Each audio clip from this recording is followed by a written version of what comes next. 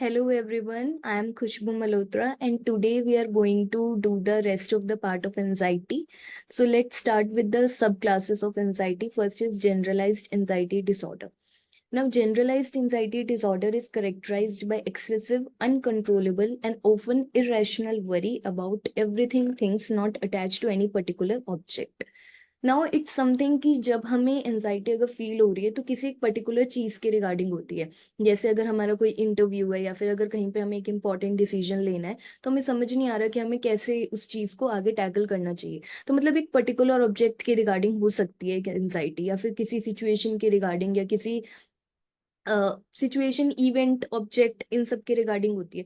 But generalised anxiety disorder is something like बिल्कुल जनरल, जहाँ पे हमें कोई अटैचमेंट नहीं है किसी भी एक पर्टिकुलर ऑब्जेक्ट के लिए, कोई हमें पता नहीं है कि किस वजह से हमें एंजाइटी फील हो रही है। जनरलाइज्ड नाम में ही समझ आ रहा है कि कोई ऐसी चीज जो किसी भी पर्टिकुलर चीज से अटैच नहीं है। या फिर irrational worry, irrational is something जो सही ना हो, मतलब जिसका कोई लॉजिक नहीं है। इट्स अनकंट्रोलेबल, एक्सेसिव और ऑफ कोर्स परसिस्टेंट होती है, तभी एक डिसऑर्डर बना है। लास्ट वीडियो में मैंने बताया ही था कि कोई चीज एक्सेसिव हो, परसिस्टेंट हो, अनकंट्रोलेबल, या फिर कोई चीज अगर एक हाई रेट पे हो रही है तब वो एक डिसऑर्डर बनता है। तो जनरलाइज्ड एंजाइटी डिसऑर्डर भी यही है। बस जनरलाइज्ड एंजाइटी डिसऑर्डर में जो कीवर्ड है वो ये है कि वो कोई भी किसी चीज से अटैच नहीं है। Now, this persistent worry can interfere with daily activities and may be accompanied by physical symptoms. जैसे लास्ट वीडियो में भी हमने जनरल सिम्टम्स देखे थे, फिजिकल और साइकोलॉजिकल सिम्टम्स, ऐसे ही जनरलाइज्ड एंजाइटी डिसऑर्डर के भी हैं। So, individuals with GAD experience persistent and excessive worry. जो फर्स्ट फिजिकल सिम्टम है वो मैंने बोल्ड में कर दिया, excessive worry about various aspects of daily life such as health, work, social interaction. अब जैसे बिल्कुल नॉर्मल चीजें हैं ना, ये हमारी हेल्थ, हमारी समटाइम्स हेल्थ खराब हो सकती है।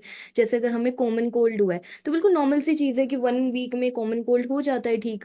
बट अगर कोई उस इंडिविजुअल उस चीज के बारे में एक्सेसिवली वरी कर रहा है, मतलब बिल्कुल ठीक नहीं हुआ, या आगे क्या हो जाएगा, मुझे और कोई डिसऑर्डर हो गया तो, मुझे और कोई डिजीज हो गया तो जो इस टाइप के थॉट्स होते हैं, that is generalised anxiety disorder.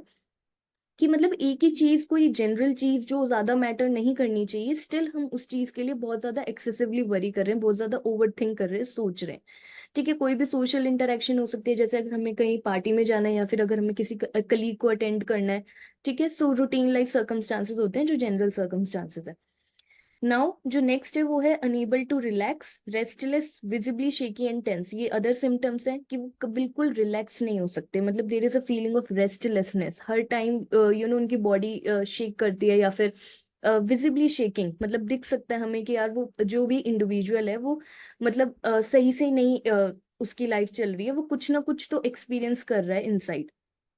Also there is a feeling of hyper vigilance. Hyper vigilance होता है जब हम अपने इन्वायरमेंटल डेंजर्स को कॉन्स्टेंटली चेक करते रहते हैं। जैसे अगर हम नीचे भी जा रहे हैं, कहीं पे भी जा रहे हैं, कहीं बाहर भी जा रहे हैं, सो हमें पूरे टाइम ये लगे कि मतलब कुछ ना कुछ हमारे साथ ही गलत होगा, हम कॉन्स्टेंटली स्कैन कर रहे हैं चीजों को लेके, या हम कॉन्स्टेंटली ओवर थिंक कर रहे हैं उन चीजों को लेके।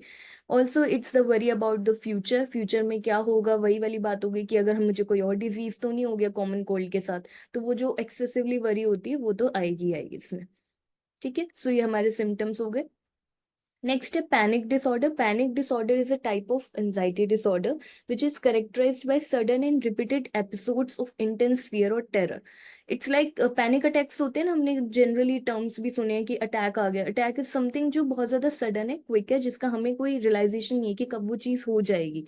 और जब कोई चीज रिपीटेड एपिसोड्स पे होती है, कोई चीज ज्यादा होती है, रिपीट नंबर्स में होती है, तब वो एक डिसऑर्डर ऑफ कोर्स करेक्टराइज हो जाता है। सो रिपीटेड एपिसोड्स होते हैं, यहाँ पे कोई भी डर होता है, इंटेंस फियर या फिर कोई टेरर। ठीक है, पैनिक अटैक्स बिना वार्निंग के होते हैं, ऑफ कोर्स सडनली होंगे, अनप्रिडिक्टेबल मैनर में होंगे, कुछ पता नहीं होगा कि कब कोई चीज हो जाए। denotes an abrupt surge of intense anxiety rising to a peak when thoughts of a particular stimuli is present। जैसे अगर हम कोई एक चीज के बारे में सोचे जा रहे हैं तो बिल्कुल पीक पे हमारे थॉट्स हैं और बहुत ज्यादा पीक पे इंटेंस एंजाइटी को हम एक्सपीरियंस कर रहे हैं, तो डेट विल डेट विल, हम उसे तब कहेंगे पैनिक डिसऑर्डर। इसके भी सिम्टम्स है वही, रैपिड हार्ट बीट और palpitations, sweating, nausea, shaking, trembling और शेकिंग, ये तो बहुत कॉमन सिम्टम्स है, एंजाइटी में आते ही आते हैं। Shortness of breath, chest pain और डिस्कम्फर्ट, चिल्स या फिर हॉट फ्लैशेस, नम्बनेस, जैसे हमारी बॉडी नम फील करती है या फिर हमें समझ नहीं आता, हमारा खुद पे कंट्रोल नहीं होता, सो वो सारे जो सिम्टम्स होते हैं वो इसमें आते हैं। So that's all for today. Thank you so much.